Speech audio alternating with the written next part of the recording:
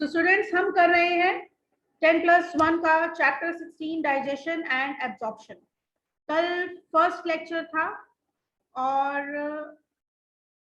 First lecture में हमने जो है अब तक हिस्टोलॉजी के बारे में पढ़ा, थोड़ा सा हमने एनाटॉमी के बारे में पढ़ा कि गट यानी कि हमारे डाइजेस्टिव सिस्टम के अंदर क्या क्या चीजें होती हैं। हमने माउथ के बारे में पढ़ा, बकल कैविटी के बारे में पढ़ा, देन ईसोफेगस, देन आज हम पढ़ेंगे स्टमक के बारे में। ठीक है, एक डाउट नीचे मैसेज में किसी ने पूछा है कि जो फंजाई फॉर्म है, जो पैपिला है, वो क्या व्हाइट होते हैं या रेड होते हैं? They are quite white in colour. Red और पिंक जो है फाइलिफॉर्म होते हैं, जो सबसे ज्यादा माइन्यूट होते हैं।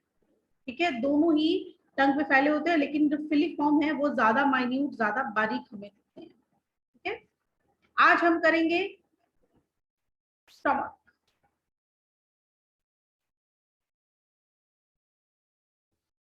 स्टमक जो है, ईसोफेगस जो है वो ओपन होती है into a J shaped structure known as stomach, और स्टमक जो है वो आगे कंटिन्यू हो जाती है इनटू स्मॉल इंटेस्टाइन। तो दिस इज ईसोफेगस और ये है स्मॉल इंटेस्टाइन का first part, that is duodenum.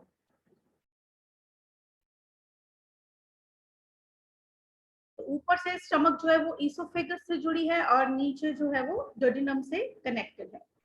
वैसे हम देखें तो इट्स लुक लाइक जो इंग्लिश का अल्फाबेट है, दैट इज जे। जे के जैसा हमें ये दिखता है। स्टमक के बेसिकली 3 पार्ट्स हैं। फर्स्ट पार्ट जो ये इतना पार्ट है, इसे हम बोलते हैं कार्डियक पार्ट।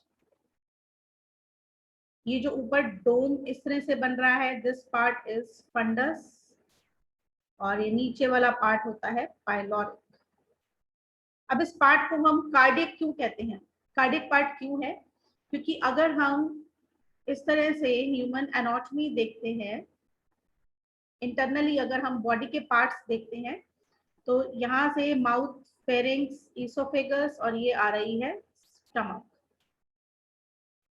ठीक है, और ये स्टमक के यही पास में ही, ये इस एरिया में जो ये कार्डियक पार्ट में आपको बता रही हूँ, यहाँ पर जो है हार्ट जो है टच करता है, इसलिए this part is cardiac part.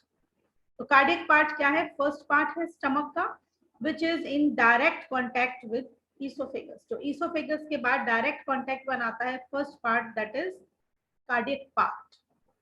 जो डोम शेप का पार्ट है, दैट इज फंडस। फंडस के अंदर क्या है? जो भी स्टमक के अंदर फूड आया है, उससे जो भी गैसेस रिलीज होती हैं, वो सब इस फंडस पार्ट के अंदर जो है वो इकट्ठी होती है। और थर्ड पार्ट है पाइलोरिक। ये पार्ट वो है जो स्मॉल इंटेस्टाइन के डोडेनम के साथ कांटेक्ट बनाता है, और इसी के अंदर सारा फूड जो है वो यहीं पर आकर एक बार चर्निंग के लिए यानी कि मिक्सिंग के लिए रुकता है। तो अगर हम देखें कि ये जो ईसोफेगस से फूड आया है सारा, ठीक है, ये यहाँ पर स्टमक के अंदर आएगा। कभी कभी ये फूड जो है वापस रिगर्जिटेट भी हो जाता है। जैसे अगर हम कभी जरूरत से ज्यादा खा लें, तो व्हाट वी फील, हमें ऐसा लगता है कि सारा खाना जो है वो ऊपर की ओर आ रहा है ना? तो जब ये स्टमक पूरी फिल हो जाती है, इसके बाद क्या होता है, यहाँ पर कुछ स्फिंक्टर्स लगे हुए हैं। स्फिंक्टर्स एक्चुअली क्या होती हैं? कुछ मसल्स होती हैं ऐसी जिनके अंदर इलास्टिक प्रॉपर्टी होती है। ये स्फिंक्टर जो है ये ओपन भी हो सकता है और ये क्लोज भी हो सकता है। ऐसा ही एक स्फिंक्टर यहाँ पर पाइलोरिक पार्ट और डोडेनम के बीच में भी लगा हुआ है। तो 2 तरह के स्फिंक्टर्स हैं स्टमक के अंदर। एक है cardiac sphincter and second one is pyloric sphincter. Cardiac sphincter वो है which is between, cardiac sphincter किसके बीच में है? Esophagus and cardiac part of stomach.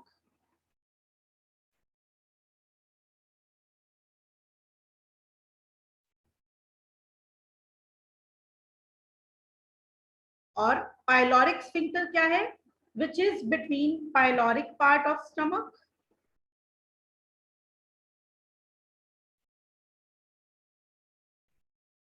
And duodenum. Sphincter का काम क्या होता है? बेसिकली स्फिंक्टर का काम होता है कंट्रोल करना। हम जो भी फूड खा रहे हैं वो सारा फूड जो है कितने तक हम इसको फिल कर सकते हैं उस फूड से स्टमक के अंदर, ये स्फिंक्टर कंट्रोल करेगा कि हमने ये फूड जो है मैक्सिमम अप टू जो हमारी हंगर थी, जितनी हमें भूख थी, हमने यहाँ तक अपना फिल कर लिया। अब इसके बाद अगर हम कुछ खाएंगे तो वो सारा फूड कहाँ रुक जाएगा? यहाँ इसोफेगस में ही। तो इस चीज को कंट्रोल करता है ये वाला हमारा कार्डिक स्फिंक्टर, कि जैसे स्टमक फिल तो स्फिंक्टर इज क्लोज्ड, वो बंद हो जाएगा कि और फूड नहीं आए। सिमिलरली जब सारा मटेरियल स्टमक के अंदर चर्निंग के बाद, जब ये सारा मटेरियल मिक्स हो गया, मिक्सिंग के बाद जब ये अप्रोच करता है आगे स्मॉल इंटेस्टाइन की तरफ, तो स्मॉल इंटेस्टाइन में जब सारा कंटेंट, ये स्फिंक्टर न्यू खुल जाएगा, यहाँ पर नहीं होगा, ये ऐसे लगा हुआ होगा, तो ये रास्ता बन गया। अब ये सारे कंटेंट्स कहाँ पर शिफ्ट हो गए हैं? स्मॉल इंटेस्टाइन के अंदर। और स्मॉल इंटेस्टाइन जब सारा फूड जो है चर्निंग के बाद स्मॉल इंटेस्टाइन में एंटर हो गया, तो ये फूड जो है वापस स्टमक के अंदर नहीं चला जाए, प्रोलैप्स जैसा कहते हैं, इसके बैक प्रेशर की वजह से वापस नहीं चला जाए। तो जैसी स्टमक एम्प्टी होती है तो ये जो पाइलोरिक स्फिंक्टर है ये वापस क्लोज हो जाता है। ठीक है, तो ये दोनों स्फिंक्टर का इस टाइम पे काम क्या है? कंट्रोल करना, फूड का इन और आउट जो है वो रेगुलर चलता रहे। ठीक है, स्टमक के फंक्शंस क्या हैं बेसिकली?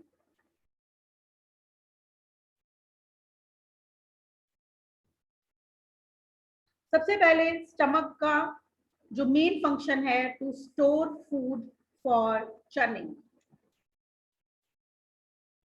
चर्निंग का मतलब मैंने आपको बताया था, जैसे मिक्सर ग्राइंडर में हर चीज मिक्स हो जाती है, तो कुछ देर के लिए फूड जो है स्टमक के अंदर रहता है फॉर चर्निंग, ताकि वो अच्छे से मिक्स हो जाए। सेकंड जो इसका फंक्शन है वो है कि इसके अंदर कुछ एंजाइम्स होते हैं स्टमक के अंदर, जो पूरी तरह से नहीं, पार्शियली फूड को डाइजेस्ट कर सकते हैं। प्रोटीन्स की जो डाइजेशन है वो स्टार्ट हो जाती है स्टमक के अंदर। फैट्स की डाइजेशन की तैयारी होती है, डाइजेशन नहीं होती, उसकी तैयारी शुरू हो जाती है। तो कुछ ऐसे एंजाइम्स हैं जो फूड की पार्शियल डाइजेशन जो है, पार्शियली फूड को डाइजेस्ट करने में हेल्प करते हैं। तो स्टमक का काम कुछ हद तक डाइजेशन स्टार्ट करने में भी है। इसके अलावा स्टमक से कुछ जूसेस निकलते हैं जिन्हें हम बोलते हैं गैस्ट्रिक जूस। सारे सिक्रीशंस को कंबाइन करके हम बोलते हैं गैस्ट्रिक जूस। और ये गैस्ट्रिक जूस जो है it helps in digestion। इसी गैस्ट्रिक जूस के अंदर ही बहुत सारे एंजाइम्स और हार्मोन्स होते हैं जो कि डाइजेशन में हेल्प भी करते हैं। इसके अलावा जो चर्निंग मूवमेंट्स हैं, यानी कि स्टमक के अंदर जो चर्निंग चल रही है, लगातार मिक्सिंग हो रही है, वो चर्निंग मूवमेंट्स के लिए जो एंजाइम्स हैं वो भी स्टमक से ही रिलीज किए जाते हैं। तो ये था about stomach.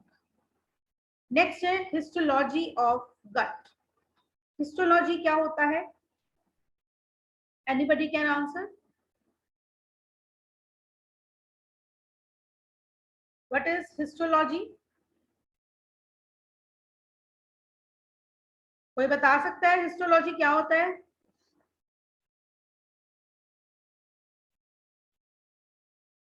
Gurnoor, Jaskaran, Kanchan, Priyanka,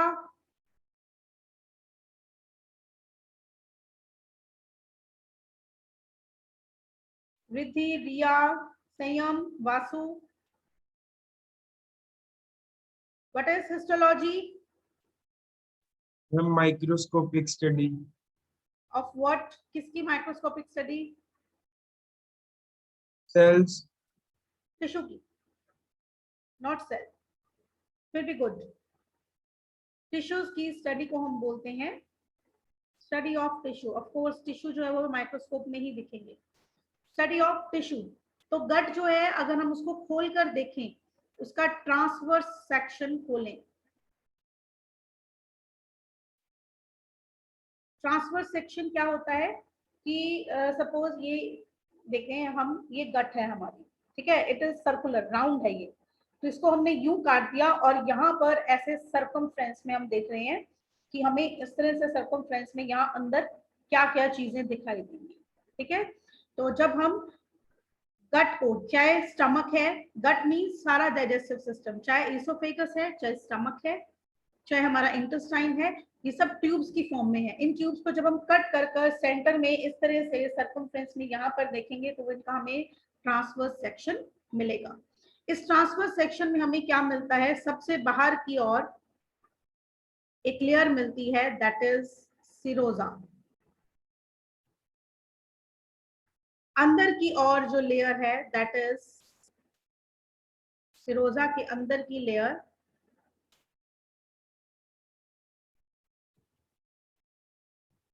muscularis.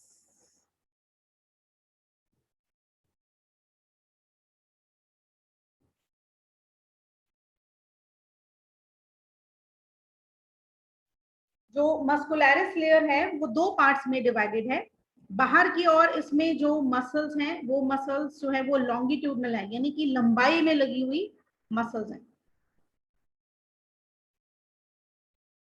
जो मैंने ब्लैक कलर से दिखाया है दैट इज सिरोजा, और उसके अंदर जो ग्रीन कलर से मैं दिखा रही हूँ ये क्या है, लॉन्गिट्यूडनल मसल्स। तो first layer is Sironja and second layer is muscularis. Muscularis दो पार्ट्स में डिवाइडेड होती है, आउटर एंड इनर। जो आउटर पार्ट है मस्कुलरिस का,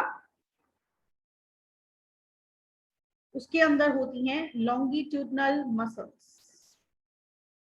लॉन्गिट्यूडनल मतलब जो लंबाई में लगी हुई है, और जो इंटरनल है, इंटरनल मस्कुलरिस है, उसके अंदर लगी हुई है सर्कुलर मसल्स। इसका सिग्निफिकेंस क्या है, इसका क्या फायदा है, क्यों नहीं दोनों जगह लॉन्गिट्यूडनल अंदर और बाहर मस्कुलरिस में लॉन्गिट्यूडनल ही होती या सिर्फ जो है सर्कुलर ही होती है, दो तरह की मसल्स क्यों है? इसके पीछे रीजन ये है कि जो हमारा गट है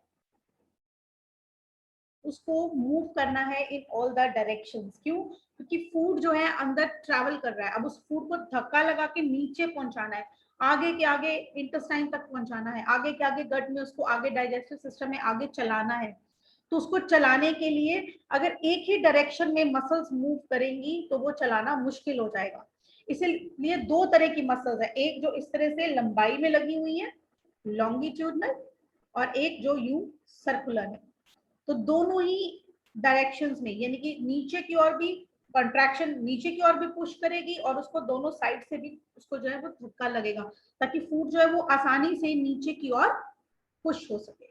तो आउटर लॉन्गिट्यूडनल मसल्स और इनर जो है वो है सर्कुलर मसल्स। ठीक है, और उसके बाद नेक्स्ट आती है नेक्स्ट लेयर जो अंदर की ओर है, थर्ड, दैट इज सब म्यूकोजा। सब म्यूकोजा जो लेयर है इसके अंदर मिलते हैं हमें सारे ग्लैंड्स। यस, स्टमक के अंदर भी ग्लैंड्स होते हैं, जैसे कि ब्रूनर्स ग्लैंड। ये ग्लैंड्स मैंने आपको भी बताया। स्टमक से निकलने वाला जूस क्या है, गैस्ट्रिक जूस, जिसमें कई तरह के एंजाइम्स और हार्मोन्स प्रेजेंट होते हैं। तो ये एंजाइम्स और हार्मोन्स कहाँ से आते हैं, ग्लैंड्स में से सिक्रीट होते हैं। और ये ग्लैंड्स कहाँ पर प्रेजेंट है, सब म्यूकोजा लेयर के अंदर है। और सब म्यूकोजा के अंदर सबसे अंदर की तरफ को जो लेयर है दैट इज ये इर्रेगुलर सी लेयर है, fourth layer that is mucosa. Fourth layer है म्यूकोजा। अब ये लेयर मैंने इस तरह से इर्रेगुलर क्यों बनाई है, क्योंकि ये इर्रेगुलर होती है।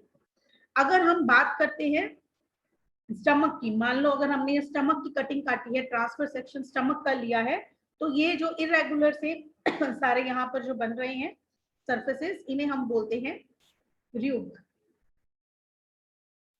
और अगर हम ये सारा जो स्ट्रक्चर है हिस्टोलॉजी, अगर हम इंटेस्टाइन की देख रहे हैं, स्मॉल इंटेस्टाइन की अगर देख रहे हैं, तो स्मॉल इंटेस्टाइन की जो प्रोजेक्शंस हैं दे आर विलाई। र्यूग क्या है, इस तरह से इरेगुलर सरफेस, और विलाई क्या है, समवट फिंगर लाइक सरफेसेस। तो होती सबके अंदर है, लेकिन अगर स्टमक के अंदर है म्यूकोजा लेयर तो वो इरेगुलर है और क्या बना रही है, ट्यूब। और अगर स्मॉल इंटेस्टाइन की म्यूकोजा लेयर है तो वो इस तरह से फिंगर लाइक अपने आप को यूं बनाकर क्या बना रही है, विलाई। विलाई जो है इसका फायदा क्या है, विलाई से सरफेस एरिया बढ़ जाता है। जैसे सपोज कर लो कि अगर स्मॉल इंटेस्टाइन की जो म्यूकोजा लेयर है वो यूं स्ट्रेट होती, इस तरह से फिंगर लाइक नहीं होती, तो क्या होता है, यहां से यहां तक पहुंचने में आप देखें तो आपको कम टाइम लगेगा। अगर आप यही मूवमेंट इस तरह से जिग-जैग यूं कर देते हैं तो it will take time. Time ज्यादा लगने का क्या फायदा है कि फूड में जो भी हम फूड खाते हैं वो सारा स्टमक में जो है चर्निंग हो गई, लेकिन मेन डाइजेशन जो है वो कहाँ होनी है, वो होनी है इंटेस्टाइन में। इंटेस्टाइन में कौन सा, स्मॉल इंटेस्टाइन। स्मॉल इंटेस्टाइन के फर्स्ट पार्ट और सेकंड पार्ट तक आते आते सभी तरह के फूड की डाइजेशन जो है वो कंप्लीट हो जाती है। ठीक है, तो स्मॉल इंटेस्टाइन में जो फूड है वो आगे आगे की आगे चलता जा रहा है, चलता जा रहा है, उसके साथ साथ वो एब्जॉर्ब भी हो रहा है। एब्जॉर्प्शन का मतलब क्या होता है कि जो हमने बड़े मॉलिक्यूल्स फूड के तोड़कर छोटे मॉलिक्यूल्स बनाए, अब वो मॉलिक्यूल्स इस इंटेस्टाइन की वॉल में जो ब्लड वेसल्स लगी हैं उनमें जाकर एब्जॉर्ब हो जाए। क्योंकि फाइनली हम चाहते क्या है कि जो भी हम फूड खा रहे हैं वो ब्लड के अंदर डिसॉल्व होने की फॉर्म में बन जाए। तो ब्लड में जब ये डिसॉल्व होगा सारा फूड तो उसे हम कहेंगे एब्जॉर्प्शन। और ये एब्जॉर्प्शन जो है हम चाहेंगे ज्यादा से ज्यादा हो। अगर कोई चीज ज्यादा देर के लिए किसी जगह में से ट्रैवल करती है तो ज्यादा उसमें से एब्जॉर्प्शन की जा सकती है। अगर वो जल्दी से वहां से निकल गई, रास्ता छोटा है, तो एब्जॉर्प्शन भी कम होगी। तो इसके लिए स्मॉल इंटेस्टाइन की वॉल जो है और स्टमक की वॉल में ट्यूब बने हुए, क्योंकि इसके अंदर कुछ ग्लैंड्स भी प्रेजेंट हैं और इसके अंदर स्पेशल तरह की सेल्स हैं जो सिक्रीट करते हैं म्यूकस। म्यूकस क्या होता है, चिपचिपा सब्सटेंस है। अब आप देखिए अपना फूड जो हम खाते हैं उसके अंदर जितना मर्जी आप हाइजेनिक खाओ, कहीं ना कहीं वो फूड गर्म भी हो सकता है, इट कैन बी सॉर, खट्टा हो सकता है, इसमें मिर्च मसाले तेज हो सकते हैं। तो ये सारी चीजें डायरेक्टली ये स्टमक की जो वॉल है इसको खराब कर सकती हैं अगर डायरेक्टली इसमें टच में आए तो। इसके लिए यहाँ पर एक कोटिंग हो जाती है चिपचिपे से सब्सटेंस की, दैट इज म्यूकस। तो ये जो म्यूकस है इसकी कोटिंग जो है प्रोटेक्ट करती है सारी वॉल्स को।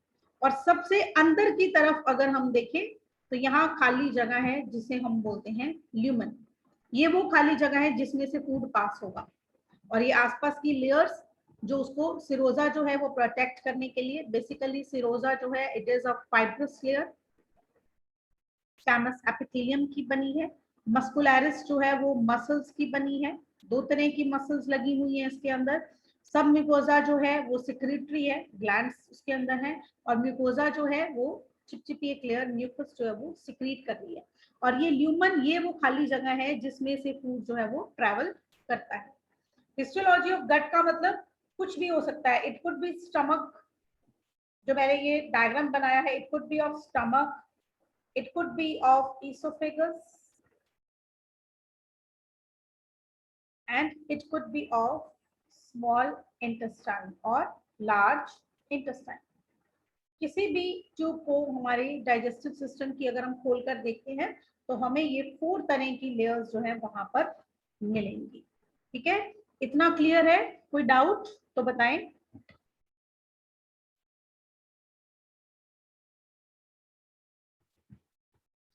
कोई डाउट है तो बताएं बच्चे, क्लियर है सारा? No ma'am. ठीक है, यस मैम। तो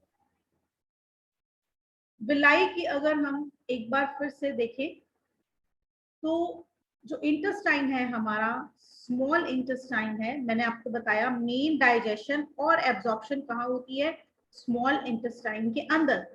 तो हम ये चाहेंगे कि स्मॉल इंटेस्टाइन का जो लेयर का जो रास्ता है वो खूब बड़ा सारा हो, ताकि ज्यादा से ज्यादा टाइम के लिए फूड वहां पर रहे और ज्यादा से ज्यादा फूड जो है अंदर एब्जॉर्ब भी हो सके। तो इसकी सरफेस पे हमने पढ़ा फिंगर लाइक प्रोजेक्शंस होती हैं जिन्हें हम बोलते हैं विलाई।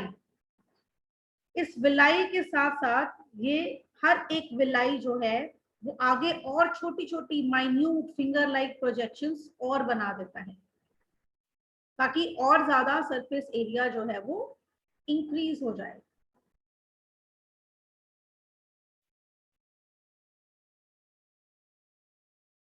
ठीक है, तो इस स्ट्रक्चर को हम बोलते हैं, मैम ये फिर से एक्सप्लेन कर दूं। हाँ जी, माइक्रोविलाई। अगर स्मॉल इंटेस्टाइन की वॉल ऐसी स्ट्रेट हो तो हमने पढ़ा कि फूड जो है जल्दी से वहां से क्रॉस कर जाएगा और जल्दी से एब्जॉर्प्शन भी हो जाएगी, यानी कि ज्यादा खाना वेस्ट बच जाएगा और जो ब्लड के अंदर जाएगा वो कम होगा। हम क्या चाहते हैं, ज्यादा से ज्यादा डाइजेस्टेड फूड जो है वो कहाँ एब्जॉर्ब हो जाए, ये इंटेस्टाइन की वॉल के अंदर जो ब्लड वेसल्स हैं उनके अंदर ये एब्जॉर्ब हो जाए, क्योंकि वो ब्लड पूरी बॉडी में फ्लो करेगा और हमारी बॉडी के हर एक सेल को मिल पाएगा। लेकिन अगर ऐसा स्ट्रेट वे हो तो जल्दी से फूड क्रॉस कर जाएगा। इस चीज से बचने के लिए ये वाली जो लेयर है ये स्ट्रेट ना होकर ये कैसी है, विलाई की फॉर्म में, और विलाई आगे किसमें खुल रहे हैं, और छोटी फिंगर लाइक प्रोजेक्शंस। सबसे पहले ये वाली लेयर है, ये इस तरह के विलाई में ओपन हो रही है और विलाई फिर आगे जो है माइक्रो विलाई में ओपन हो रहे हैं, मतलब विलाई के ऊपर और छोटे villi, that is microvilli. Clear? Yes ma'am. ठीक है, ये सब किस लिए हो रहा है, to increase the surface area for absorption.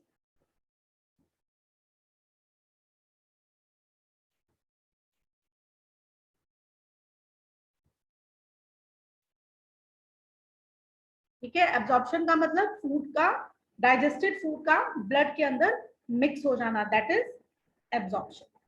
तो ये था stomach and histology of gut. Stomach से आगे चले तो नेक्स्ट पार्ट क्या आता है, स्मॉल इंटेस्टाइन।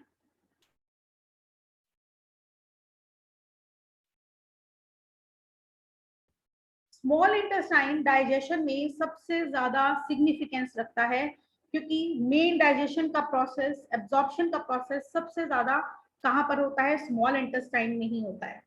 स्मॉल इंटेस्टाइन को स्मॉल इंटेस्टाइन क्यों कहते हैं, होता तो ये काफी बड़ा है, लगभग 7 मीटर लॉन्ग, 7 मीटर लंबा। इतनी तो किसी इंडिविजुअल की हाइट ही नहीं होती है, 1-1.5-2 मीटर, 1.5-1 मीटर तक हाइट हो सकती है किसी की। 7 मीटर लंबा इंटेस्टाइन होता है, फिर भी इसका नाम क्या है, स्मॉल इंटेस्टाइन। ऐसा क्यों, क्योंकि स्मॉल इंटेस्टाइन जो है वो स्मॉल इसीलिए कहलाता है क्योंकि उसका डायामीटर जो है वो कम है in comparison to large intestine. अगर हम स्मॉल इंटेस्टाइन को देखें तो वो एक कम डायामीटर वाली, यानी कि एक नैरो, एक पतली ट्यूब है, और जो लार्ज इंटेस्टाइन है वो ज्यादा डायामीटर, बड़े डायामीटर वाली एक मोटी ट्यूब है, इसीलिए उसका नाम है लार्ज इंटेस्टाइन और स्मॉल इंटेस्टाइन का नाम है स्मॉल इंटेस्टाइन। लेकिन अगर लेंथ वाइज देखें तो स्मॉल इंटेस्टाइन जो है वो ज्यादा लंबा होता है। तो स्मॉल इंटेस्टाइन को बेसिकली हम 3 पार्ट्स में डिवाइड करते हैं। सबसे first part duodenum, second is jejunum and third is ilium. Duodenum, jejunum and ileum. मैं एक बार फिर से आपको सिर्फ इंटेस्टाइन और ये स्टमक दिखा रही हूँ।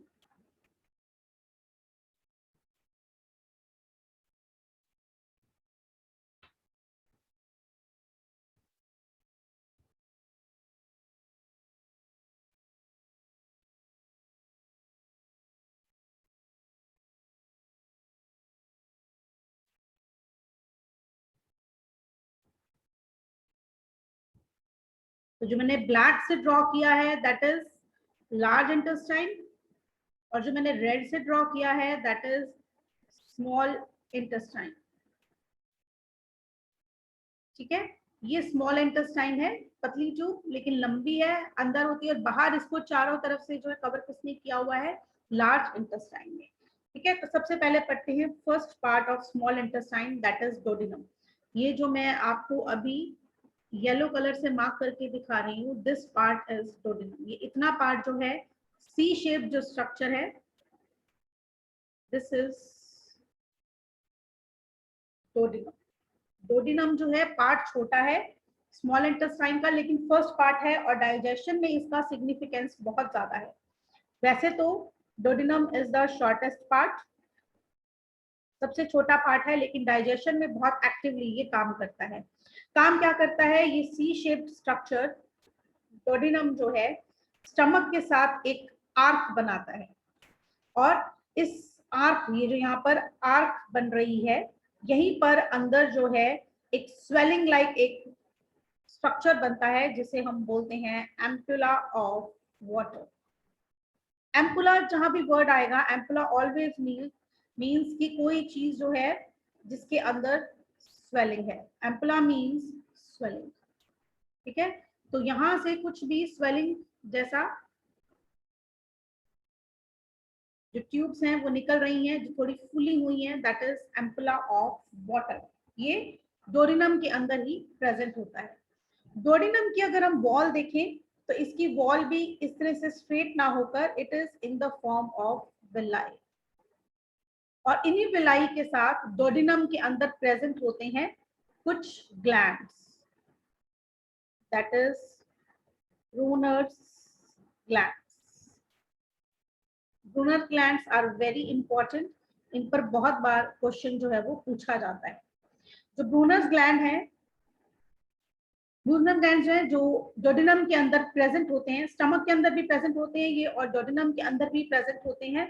और बेसिकली ये क्या करते हैं कि स्टमक के अंदर जो भी फूड था वो होता है एसिडिक पीएच का, तो उसकी एसिडिटी को न्यूट्रलाइज करने के लिए ये ब्रूनर ग्लैंड्स जो है वो अपनी अल्कलाइन सिक्रीशन सिक्रीट करते हैं।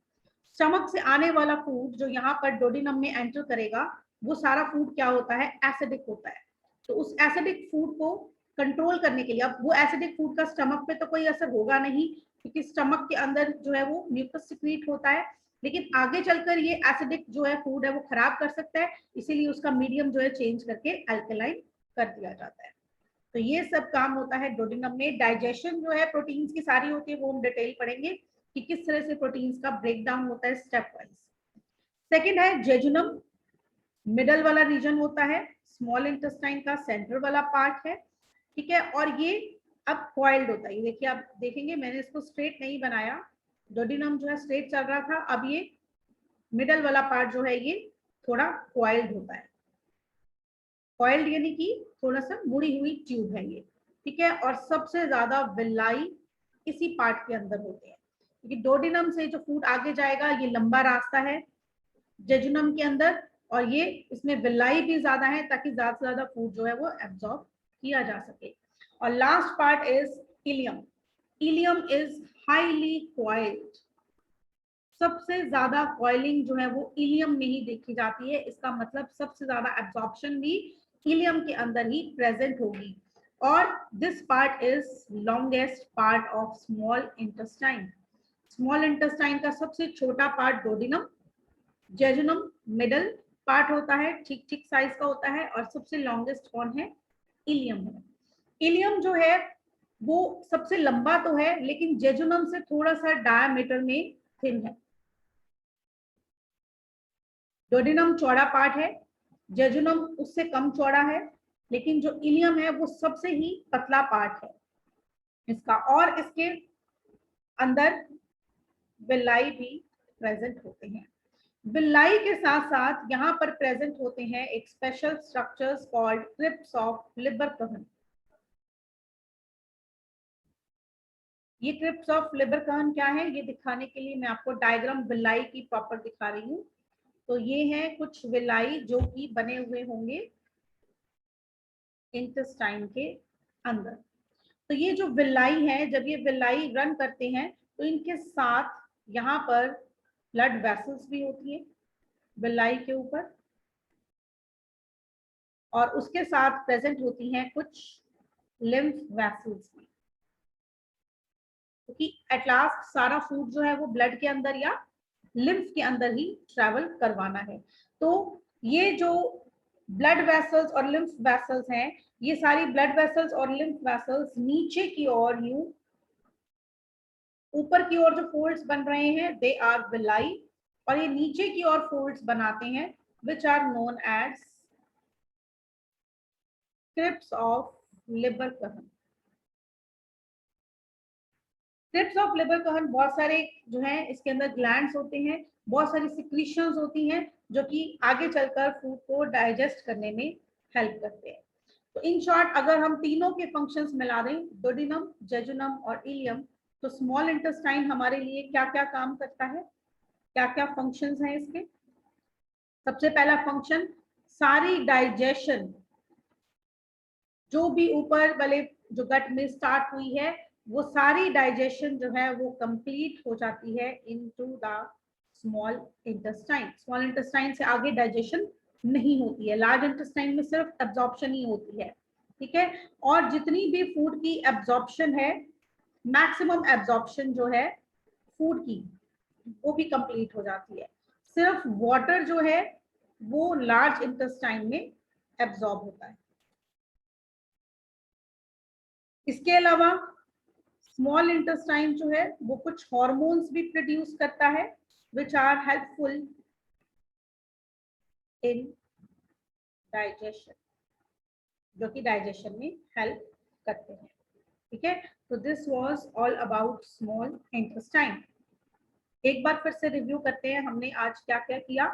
हमने सबसे पहले आज किया स्टमक। स्टमक जो है जे शेप्ड ऑर्गन है, 3 पार्ट्स हैं इसके, जो हार्ट के साथ टच होता है कार्डियक पार्ट, और ईसोफेगस से डायरेक्ट कांटेक्ट बनाता है कार्डियक पार्ट। फिर आता है डोम शेप पार्ट जो ऊपर की ओर उभरा हुआ है, दैट इज फंडस, और नीचे वाला part that is pyloric. Oesophagus और जो कार्डियक पार्ट है उनके बीच में एक स्फिंक्टर होता है जिसे हम बोलते हैं कार्डियक स्फिंक्टर। और पाइलोरिक पार्ट और स्मॉल इंटेस्टाइन का फर्स्ट पार्ट भी एक स्फिंक्टर से जुड़ा होता है जिसे हम बोलते हैं पाइलोरिक स्फिंक्टर। ये दोनों स्फिंक्टर जो है फूड के इन और आउट को कंट्रोल करते हैं। फिर हमने किया फंक्शंस ऑफ स्टमक। इसके अंदर चर्निंग यानी कि मिक्सिंग होती है सारे फूड की और फूड को जितना हो सके छोटे छोटे पार्टिकल्स में लिक्विड फॉर्म में कन्वर्ट कर दिया जाता है। इसके अलावा कुछ एंजाइम्स जो कि कुछ हद तक पार्शियली फूड को डाइजेस्ट करने में यूज होते हैं। जितनी भी स्टमक के अंदर सिक्रीशंस है उनको कंबाइन करके हम बोलते हैं गैस्ट्रिक जूस, जो डाइजेशन में हेल्प करता है। और कुछ एंजाइम्स होते हैं जो कि चर्निंग मूवमेंट्स में भी हेल्प करते हैं। फिर हमने पढ़ा हिस्टोलॉजी ऑफ गट, चाहे ईसोफेगस हो, स्टमक हो, इंटेस्टाइन हो, बेसिकली उनके अंदर कौन कौन से टिश्यूज प्रेजेंट हैं, किस तरह के टिश्यूज हैं। तो कोई भी पार्ट हो डाइजेस्टिव सिस्टम का, उसकी 4 लेयर्स होती हैं, सेरोजा, मस्कुलरिस, सबम्यूकोजा एंड म्यूकोजा। सेरोजा बाहर की लेयर प्रोटेक्टिव है, फाइब्रस है। मस्कुलरिस 2 लेयर्स में डिवाइडेड है, आउटर लेयर लॉन्गिट्यूडनल मसल्स की और इनर सर्कुलर मसल्स की, ये मैंने बनाई है। थर्ड लेयर सबम्यूकोजा लेयर, सबम्यूकोजा के अंदर सभी तरह के ग्लैंड्स होते हैं जो सिक्रीशन करते हैं। And fourth layer is mucosa. Mucosa layer straight ना होकर वो इस तरह से स्टमक में अगर हो तो ट्यूब की फॉर्म में, और इंटेस्टाइन में अगर हो तो विलाई की फॉर्म में हमें मिलती है। फिर हमने किया स्मॉल इंटेस्टाइन के अंदर विलाई कैसे होते हैं, फिंगर लाइक प्रोजेक्शंस, और फर्दर वो छोटे छोटे फिंगर लाइक प्रोजेक्शंस में और जो है जुड़े हुए होते हैं जिन्हें हम बोलते हैं माइक्रोविलाई। दोनों का ही फंक्शन क्या है, to increase the surface area for absorption, absorption को बढ़ाना काम है। फिर हमने किया स्मॉल इंटेस्टाइन जिसका डायमीटर कम है लेकिन लेंथ ज्यादा है, इसलिए वो स्मॉल इंटेस्टाइन है।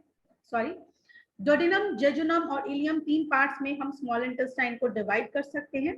डोडिनम सबसे छोटा पार्ट है, सी शेप का है, और इसी में आकर एक ट्यूब खुलती है जो थोड़ी सी फुली हुई है जिसे हम बोलते हैं एम्पुला ऑफ वाटर।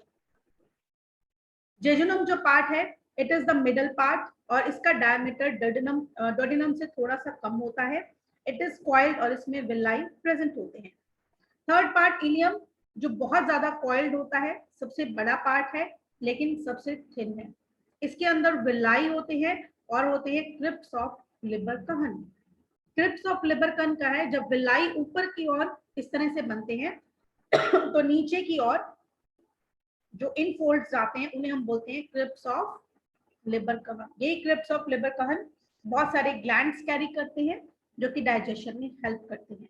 तो बेसिकली स्मॉल इंटेस्टाइन का फंक्शन क्या है, पूरी डाइजेशन यहीं पर होती है, मैक्सिमम एब्जॉर्प्शन ही स्मॉल इंटेस्टाइन में होती है, और जितने भी हॉर्मोन्स हैं डाइजेशन के लिए वो भी स्मॉल इंटेस्टाइन से रिलीज होते हैं।